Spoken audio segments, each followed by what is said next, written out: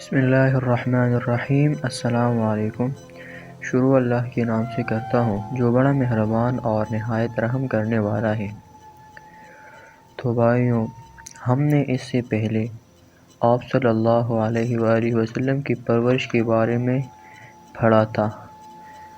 آج ہم حضور صلی اللہ علیہ وآلہ وسلم کی دودھ پینے کا زمانہ وہ پڑھیں گے کہ آپ صلی اللہ علیہ وسلم نے کیس کا دودھ پیا ہے۔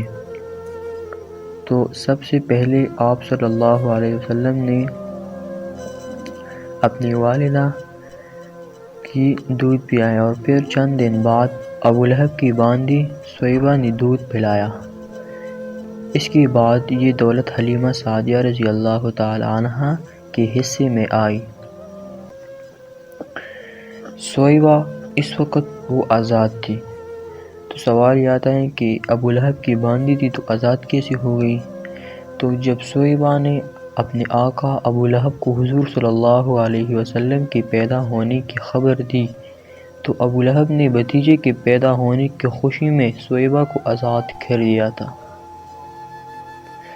اب یہاں پر ایک ضروری بات اور ایک اضافی بات آتا ہے کہ آپ صلی اللہ علیہ وسلم کی پیدائش پر سب سے پہلی خوشی وہ ابو لہب نے منایا تھا۔ تو کیا آپ صلی اللہ علیہ وسلم کی پیدائش پر خوشی منانا جائز ہے یا نہیں؟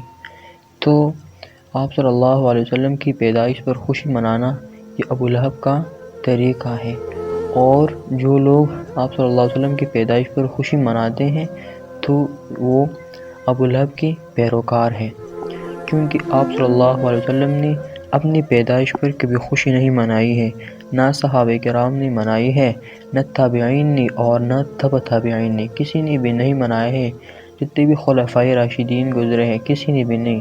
تو آج کا مسلمان جو کہ آپ صلی اللہ علیہ وسلم کی پیدائش پر خوشیاں مناتے ہیں تو یہ ابو لہب کا کام ہے، اور یہ لوگ ابو لہب کے پیروکار ہیں۔ تو ابو لہب آپ صلی اللہ علیہ وسلم کے سب سے بڑے دشمن تھے، کیونکہ ابو لہب وہ جب آپ صلی اللہ علیہ وسلم نے وہ لوگوں کو جمع کیا احد کے پہاڑ پر اور کہا ان کو، تو اس وقت سے آپ صلی اللہ علیہ وسلم کے ساتھ دشمنی شروع کی ہے۔ تو اس کا مطلب یہ ہے کہ آپ صلی اللہ علیہ وسلم کے ساتھ اس کا کوئی محبت نہیں تھا۔ تو اصل محبت مطلب یہ کہ آپ صلی اللہ علیہ وسلم کی تابعداری ہے، لیکن ابو لہب نے آپ صلی اللہ علیہ وسلم کی تابعداری نہیں کی تو اللہ اور رسول کا دشمن بن گیا، اللہ نے اسے غرق کر دیا، اور قرآن میں آیات نازل کی تبت یدا ابی لہب وتب۔ تو آپ صلی اللہ علیہ وسلم کی پیدائش پر خوشی منانا یہ ناجائز ہے، اور اپنی جو ہیپی برتھ ڈے ہوتا ہے سالگرہ وہ بھی ناجائز ہے، کیونکہ یہ منانا انگریزوں کا کام ہے، اور آج مسلمان نہیں مناتے ہیں تو وہ جو سب سے کم عقل مسلمان ہوتا ہے، بیوقوف ہوتا ہے، تو وہ مناتے ہیں، کیونکہ انسان کو اس پر سوچنا چاہیے کہ ایک سال گزر گیا میری عمر سے تو میں نے اللہ کو کتنا راضی کیا۔ اس پر سوچنا چاہیے کہ میری عمر میں ایک سال کم ہو گئی، میں ایک سٹیپ اور بھی نیچے آ گیا، تو اس پر سوچنا چاہیے۔ تو مسلمانوں نے آپ صلی اللہ علیہ وسلم کی پیدائش پر جو خوشیاں مناتے ہیں اس کو عید میلاد النبی کا نام دیا ہے۔ تو اس کا مطلب یہ ہے کہ عید میلاد النبی منانا یہ ابو لہب کا کام ہے، اور اس کا منانے والا ابو لہب کے پیروکار ہیں۔ اللہ تعالی ہم کو ابو لہب کی پیروکاری سے بچائے۔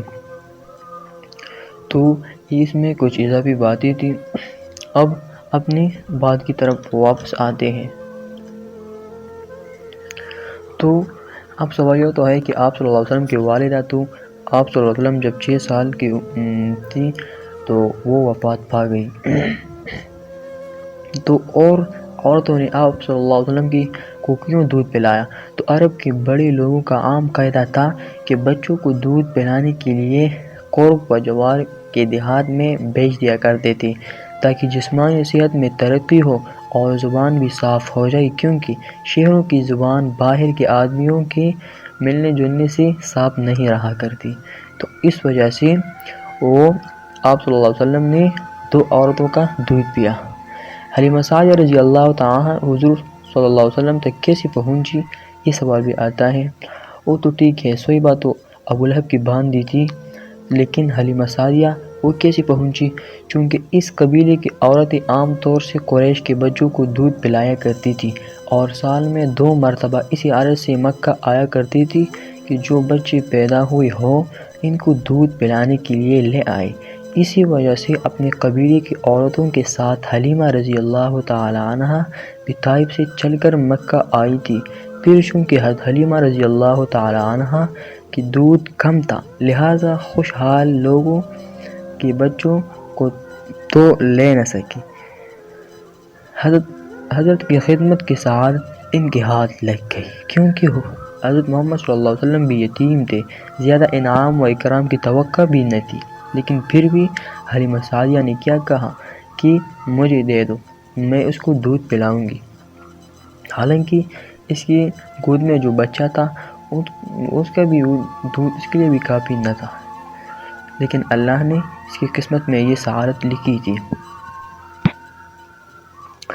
تو جب حلیمہ سعدیہ رضی اللہ تعالیٰ عنہ نے آپ صلی اللہ علیہ وسلم کو اٹھایا، اپنے گود میں لیا، تو اس پر بہت ساری برکتیں نازل ہوئے اللہ کی۔ وہ برکتیں میں آپ کو چند بتاتا ہوں۔ نمبر 1 یہ تھی کہ حلیمہ کا دودھ اتنا بڑھ گیا کہ ان کا بچہ جو پہلے بھوکا رہا کرتا تھا اب حضرت صلی اللہ علیہ وسلم کے ساتھ وہ بھی شکم سیر ہونے لگا، وہ بھی بہت مطلب کہ دودھ بہت زیادہ ہو گئی۔ نمبر 2 اونٹی جس کا دودھ خشک ہو چکا تھا خدا کے حکم سے اتنا دودھ دینے لگی کہ سب کو کافی ہوتا تھا۔ اونٹی تھی وہ خشک تھی، لیکن جب آپ صلی اللہ علیہ وسلم آ گئی گھر میں تو وہ اونٹ جو ہے تو وہ بھی بہت دودھ دینے لگی۔